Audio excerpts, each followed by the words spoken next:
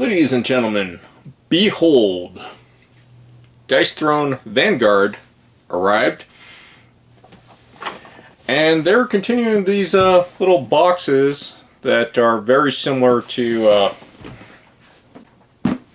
the Outcast box. Same style, same type of lid. And this one's a little bit different.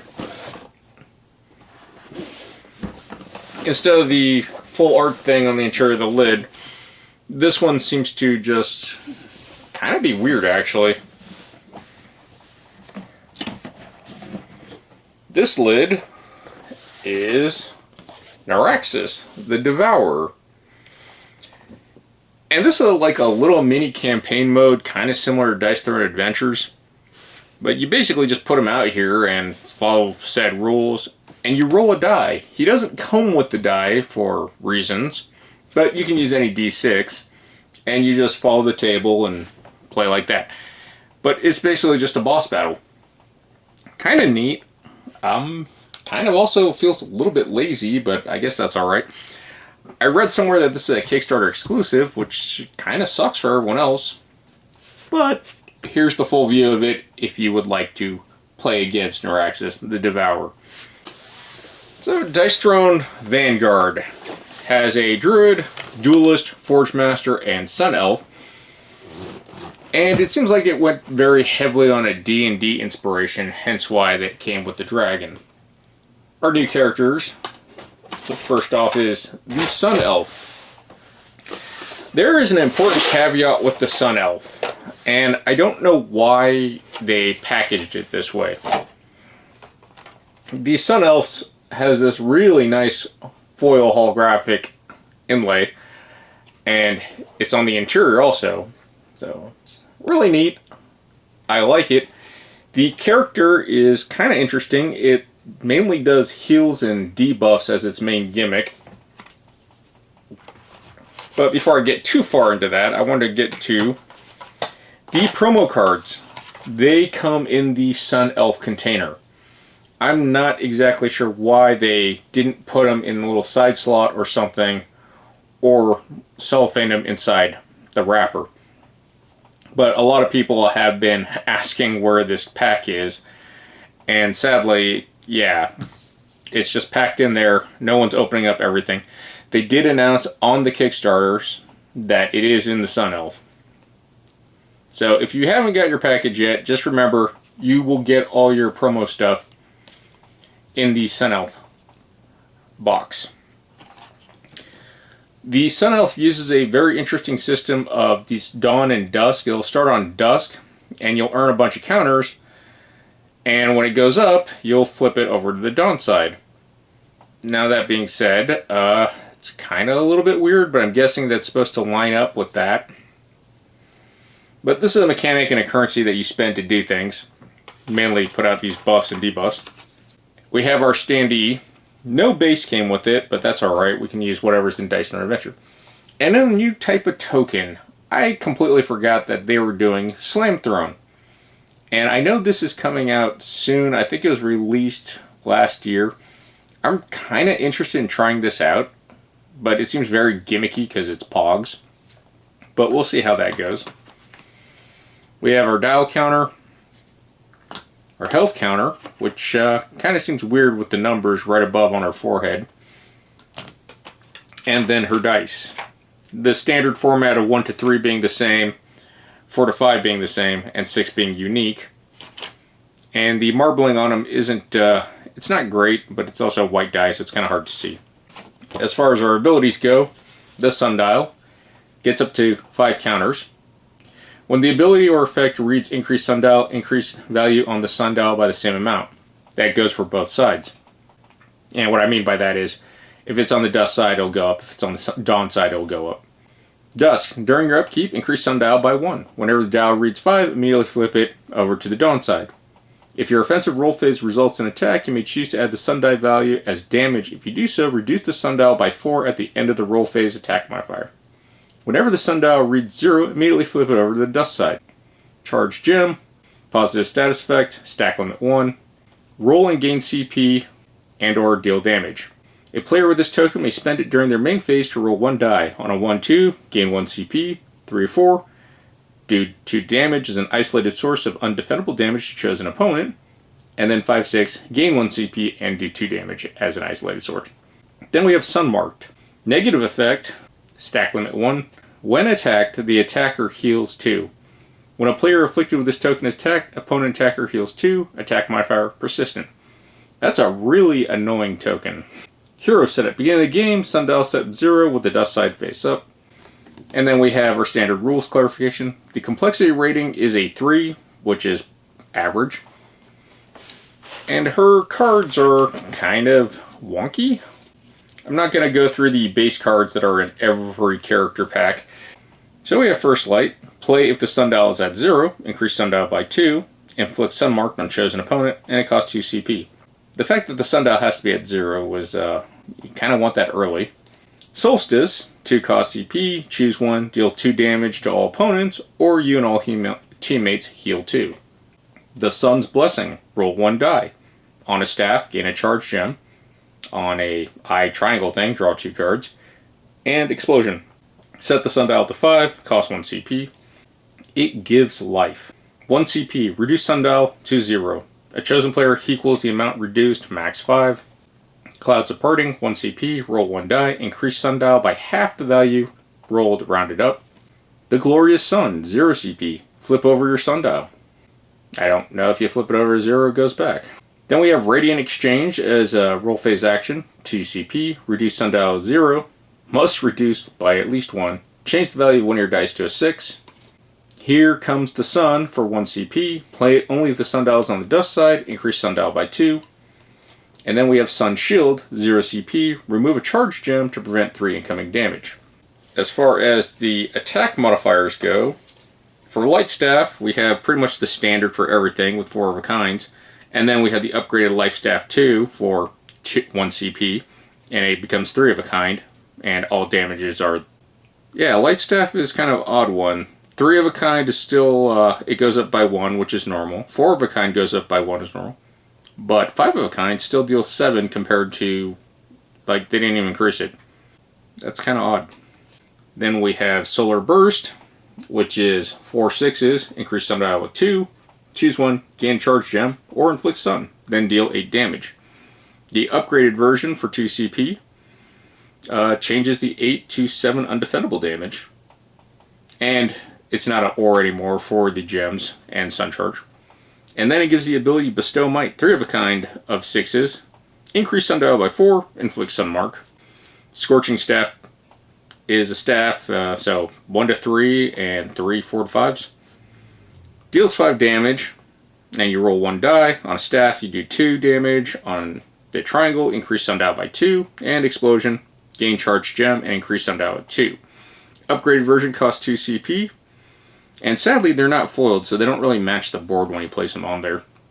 The damage is the same for the 5 damage, but the roll has been increased by 1 die. And then for the triangle, it's increased, every symbol will increase the die by 1. And it's the same for the 6. Radiant Energy.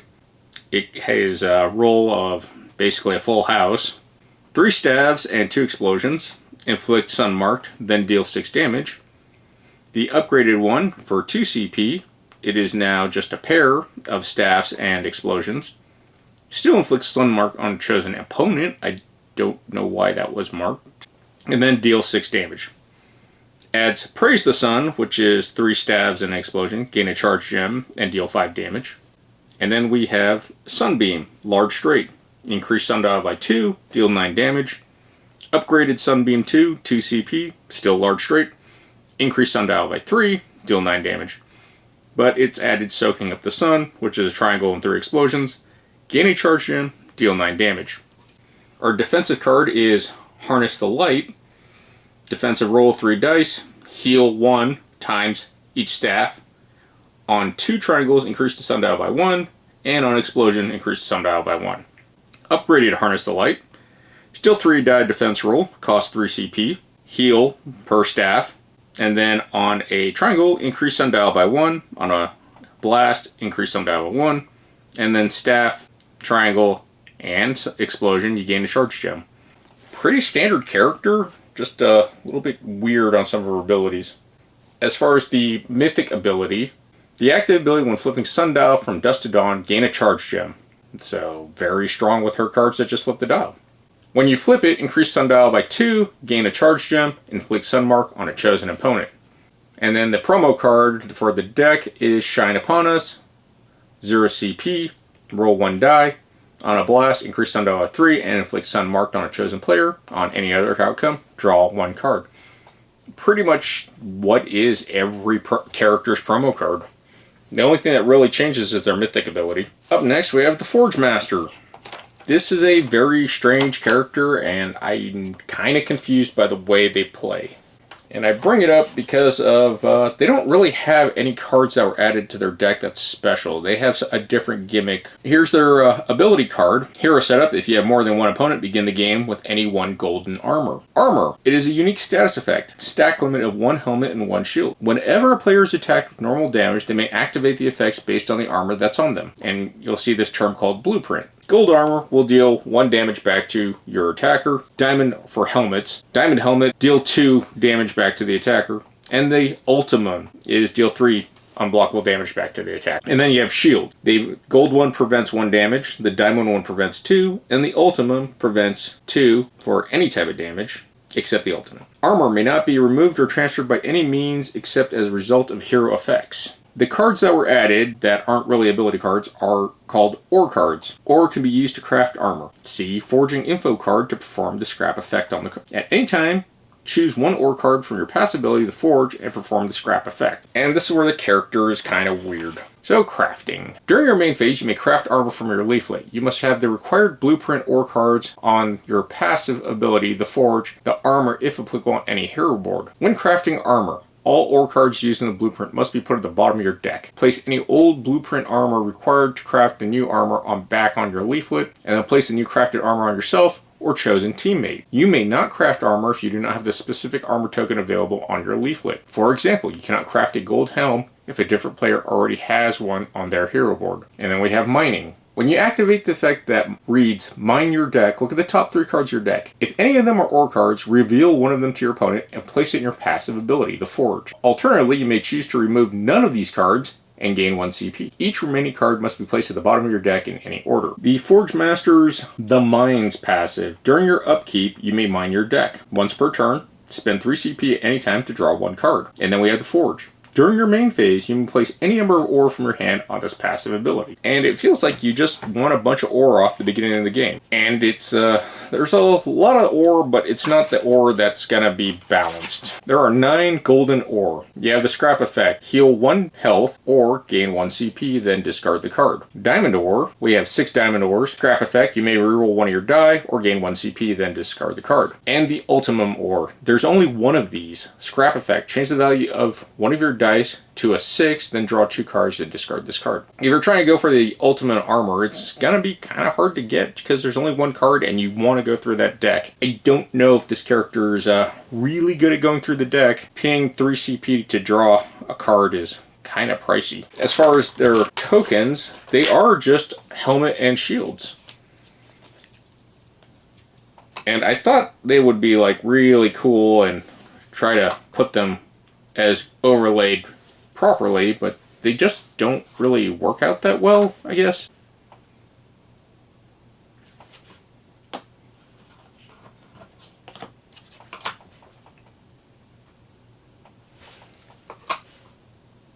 Yeah, it's kind of a goofy system. And then as a special thing with the Kickstarter exclusive, they gave a metal ultimum helm and shield token. And I'm kind of worried that these are going to damage the board when you place them on there. They're very heavy compared to the other metal tokens. It is a very nice looking rainbow chrome effect. I forget what they called this. We still get our 1 standee and our Slam Throne Pog. We have our dials, and then our dice. The 1 through 3 are pickaxe, 4 through 5 are hammers, and 6 is an anvil. As far as the mythic card, Forgemaster mythic ability, activate ability, all your attacks deal an additional damage, which is really good because I don't think he does a lot of damage. Flip ability, a chosen hero's attack becomes undefendable and adds 4 damage. It is an attack modifier. And then Mind Time is our promo card for 0 CP, roll 1 die. On an anvil, mine your deck and gain 3 CP. On any other outcome, draw a card. The fact that he does not upgrade any of his stats, all his basic attacks stay the same. But the defensive role of mining your deck constantly and doubling the effect of armor can be really strong. Smelting time for 4 6s, you draw a card, do 9 undefendable damage. Armored up, if you have 2 armor, add 2 damage. Small straight, you do 7. Large straight, you do 10. A good haul, mine your deck.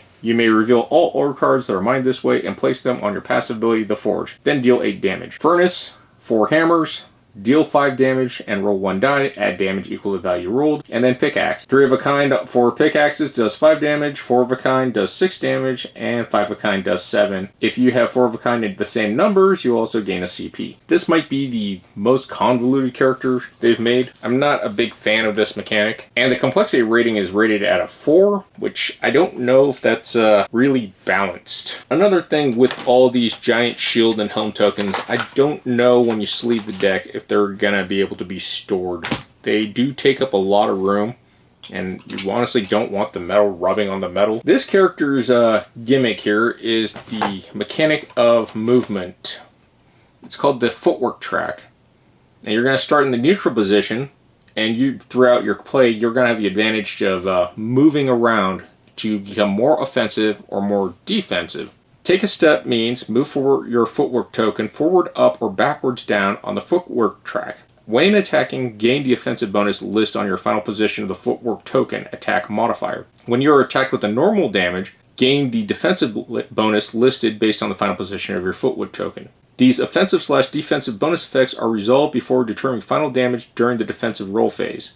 You can only receive 1 bonus effect per turn. Hero setup to start the game with the footwork token in the neutral position of the track. Passive status, guard break, stack limit 2. This attack becomes undefendable on a 4 or 5. If a player concludes their offensive role plays with the attack, they may spend this token, roll 1 die. If the outcome is 4 or 5, the attack is undefendable. And then we have disarm, negative status effect token, stack limit 1. Opponent loses a card or income phase. During the upkeep phase, the player afflicted with the token must discard 1 card. If they do not or cannot, they must skip their income phase instead and then remove this token. The Duelist complexity rating is a 3, but they give us our tokens, and then they give us this Rose Skull footwork token. Our dial, for some reason, reminds me of Clank a lot. Here we have all on the wrist for 1 CP, inflict disarm on up to 2 chosen opponents. Sachet, for 2 CP, choose one, take 1 step forward and deal 2 undefendable damage to chosen opponent, or take 1 step backwards and heal 2. Confident footing, 1 CP. If your footwork token is in the neutral position of the footwork track, gain 2 guard breaks. Courageous advance for 2 CP, you take up to 2 steps forward. Attack modifier, pick it up, 0 CP. If your opponent is affected with disarm, remove it and add 3 damage. Burst forward, 1 CP attack modifier, take 1 step forward. I hate waiting, 1 CP.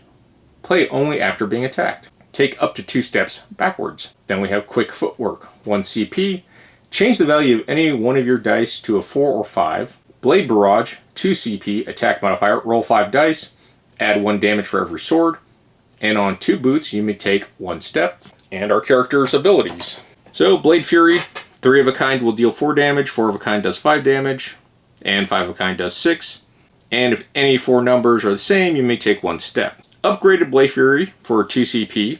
All the damages have increased by 1. And now, on a 3 of a kind of the same numbers, you may take 1 step instead of 4. Feint attack, 2 swords, and I guess 2 bursts. You gain guard break, you may take 1 step, then deal 2 undefendable damage. Upgraded feint attack, 2 CP, same dice. You gain 2 guard break, you may take 1 step, but now you do 3 undefendable damage. Kind of a weak upgrade. Then we have Blade Storm.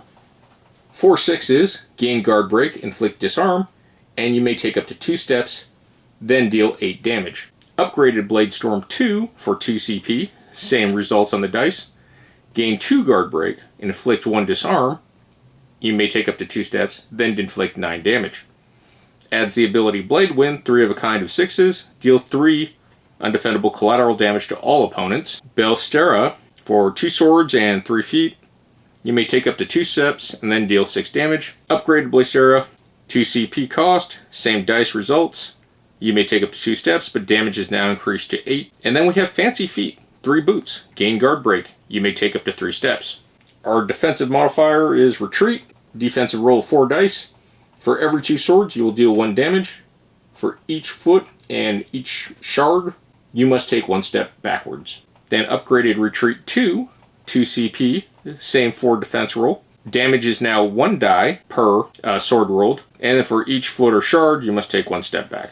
Duelist Mythic ability. Once during your turn and your footwork token is on the neutral position of your footwork track, gain 1 CP. Flip ability. Triple the next resolve bonus effect on your footwork track. Kind of a weak ability, but it also, tripling the effect of the footwork track can be really disgusting. Get 9 extra damage or 9 defense? Feels pretty strong with just tripling. I guess that's why it's such a passively meh active ability. Seems interesting enough. The complexity rating isn't that high. He could be really fun. I just don't know if I like managing all that back and forthness. And the last new hero that was added to the set is the Druid. The Druid comes with this PVC overlay card, and they wanted you to know that it is PVC. It just kind of really thin, so a lot of people think it's cardboard. But the Druid's gimmick is that it can shift into cat or bear form or back to a Druid. When cat form is active, if you conclude your offensive roll phase with an attack, add 2 damage and inflict a wound token, attack modifier.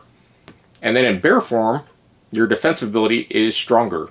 See defensive ability, Thick Hide. When the Druid form is active, at the conclusion of your turn, you or a chosen teammate gains Regenerate. So the Druid has these 2 wooden tokens and 2 cardboard tokens, but the stack limits 2. You can transform into 1 of 3 forms with the Shapeshift effect. This token may be spent at any time to perform one of the following effects. Transform into a bear, transform into a cat, or return to Druid. This token may not be removed or transferred by any other means. The bear and cat forms are one double-sided overlay. This overlay covers the center of your hero board and it represents your active form. It adds different bonuses for each active form. We have the Regenerate tokens, a stack limit of 2. It's a heal over time during your upkeep. When you gain this token, place it on the 2 side up. Then during your upkeep, when the player with this token does the following based on which side is face up. If the 2 is face up, heal 2 and flip it to the 1 side. If the 1's face up, heal 1 and remove the token. Additionally, if the player gains Regenerate 2 while at stack limit, they may flip a 1 to a 2 side instead. And I believe that if you have 2 tokens on you, they will both trigger at the same time. Then we have the Wound, negative status effect, stack limit 2, receive 1 undefendable damage during the upkeep phase, roll 1 die, on a 4 or 6, remove the token. The player affected with this token is dealt 1 damage during their upkeep, then roll 1 die, on a 4 or 6, remove the token. The hero setup, beginning of the game, in Druid form, place your cat or bear form overlay next to your hero board, and the Druid's complexity rating is a 4. The Druid also comes with their standee, the Slam Throw token, 2 cardboard shift tokens, I guess, and then 2 wooden tokens, which are the same, they're just wood. Now we got our dials, our dice. So first we have Nature's Rest. 2 CP, return to Druid form, if not already in Druid form, and then draw 1 card. Nature's Cycle for 0 CP, flip any one Regenerate 1 token to the Regenerate 2 side. Strength of the Woods for 1 CP, if in Druid form, roll 1 die. On a Claw, do 2 unblockable damage to opponent. On a Bear Paw, gain Shapeshift token. And then on the Leaf, heal 3. We have Ready to Pounce for 2 CP, transform into cat form if you're not already in cat form. Inflict wound on chosen player. Fey Lure, 1 CP, chosen player gains Regenerate 2. Hibernate, 2 CP, transform into bear form, gain Regenerate 2. We have Shrug Off for 0 CP, play only after being attacked. If in bear form, prevent 2 damage. Then we have Lethal Swipe for 2 CP, attack modifier. If in cat form, roll 5 dice, add 1 damage for each claw, and then on double bear paw, inflict 1 wound. We have Quick Morph for 2 CP, gain a Shapeshift token. Don't Poke the Bear for 0 CP, play only after being attacked. If in bear form, do 2 damage, and then Surprise Bite, 2 CP.